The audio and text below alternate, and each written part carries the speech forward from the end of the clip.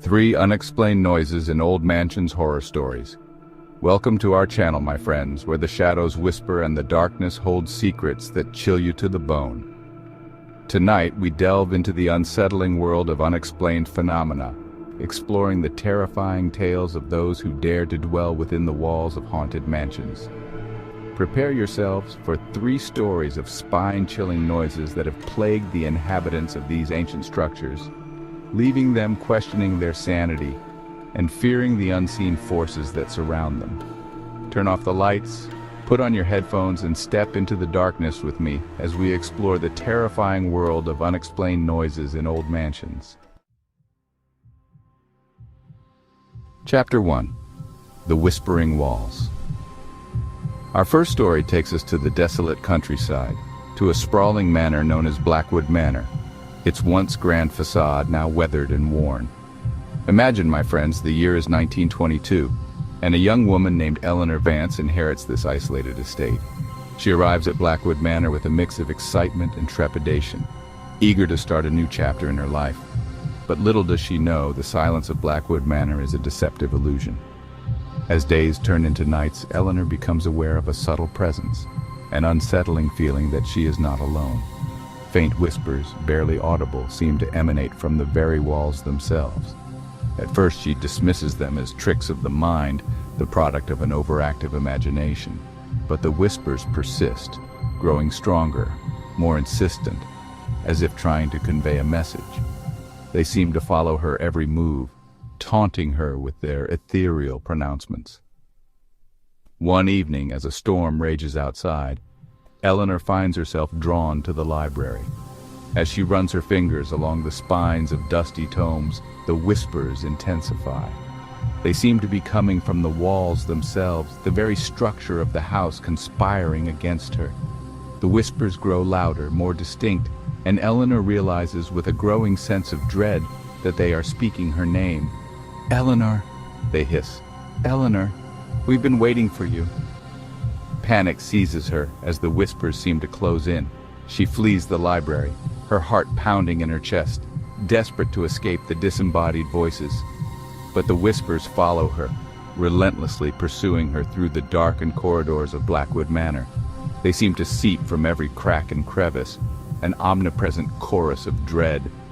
Driven by terror, Eleanor seeks solace in her bedroom, hoping to find refuge. But even there, the whispers find her, slithering through the keyhole, seeping from beneath the door. Night after night, the whispers torment Eleanor, stripping her of her sanity. She tries to rationalize them, to find a logical explanation for the disembodied voices. But deep down, she knows the truth. Blackwood Manor is a place of whispers, where the veil between the living and the dead is thin. As the whispers grow louder, more menacing, Eleanor finds herself drawn back to the library. She is compelled by an unseen force, a morbid curiosity that she cannot resist. Eleanor Vance is never seen again. Chapter 2. The Phantom Footsteps. Our next tale takes us to the windswept shores of New England, to a crumbling mansion perched precariously on a cliff overlooking the Atlantic Ocean. The Greystone Manor, they called it, a monument to a bygone era, its windows like hollow eyes staring out at the unforgiving sea. It stood empty for years, its only inhabitants the ghosts of its former residents and the echoes of their tragic past. Now picture this: a young couple, eager to escape the hustle and bustle of city life, stumbles upon Greystone Manor. They are immediately captivated by its faded grandeur, its air of mystery and melancholy. They see past the peeling paint and the overgrown gardens, envisioning a life of peace and tranquility within its walls. They are Daniel and Amelia, 2 souls drawn together by love and a shared sense of adventure. They purchase Greystone Manor for a pittance, unaware of the darkness that lurks within its shadows. As they begin the daunting task of renovation, they become aware of a strange phenomenon. Footsteps, heavy and deliberate, echo through the empty halls, pacing back and forth at all hours of the day and night. The footsteps seem to originate from the floor above, from the abandoned nursery where, legend has it, a young boy once met an untimely end. At first, Daniel and Amelia dismissed the footsteps as their imaginations playing tricks on them. But as the days turn into weeks, the footsteps become more frequent, more insistent. One evening, as Amelia is preparing dinner in the old, cavernous kitchen, she hears the footsteps approaching. They are slow, measured, and they are coming down the stairs. She freezes, her heart pounding in her chest, her breath catching in her throat. The footsteps stop right outside the kitchen door. Amelia holds her breath, her mind racing. She can feel a presence on the other side of the door, a cold, unseen entity that sends shivers down her spine. She slowly reaches for a butcher knife, its handle cold and damp in her trembling hand. The doorknob slowly turns, creaking ominously in the silence. Amelia takes a step back, her heart pounding in her ears. The door slowly swings open, revealing nothing. The kitchen is empty, the air still and heavy with anticipation. That night, as Daniel and Amelia lay in bed, trying to ignore the unsettling feeling that they are not alone, the footsteps return. Chapter 3. The Haunting Melody. Our final tale takes us deep into the Louisiana bayou, to a crumbling plantation house shrouded in Spanish moss and steeped in a dark and bloody history. Belle Reve Plantation, they called it. A place where beauty and horror intertwined in a macabre dance. It stood on the edge of a cypress swamp, its white columns stained with age and neglect. Now imagine this. A renowned musician, seeking inspiration, stumbles upon Belle Reve Plantation. He is captivated by its eerie beauty, its air of faded grandeur and tragic romance. He is drawn to the plantation's dark history, to the stories of love, betrayal, and murder that cling to its decaying walls.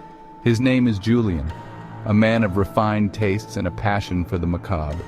He sees past Belle Reve's dilapidated state, envisioning it as the perfect setting for his next masterpiece.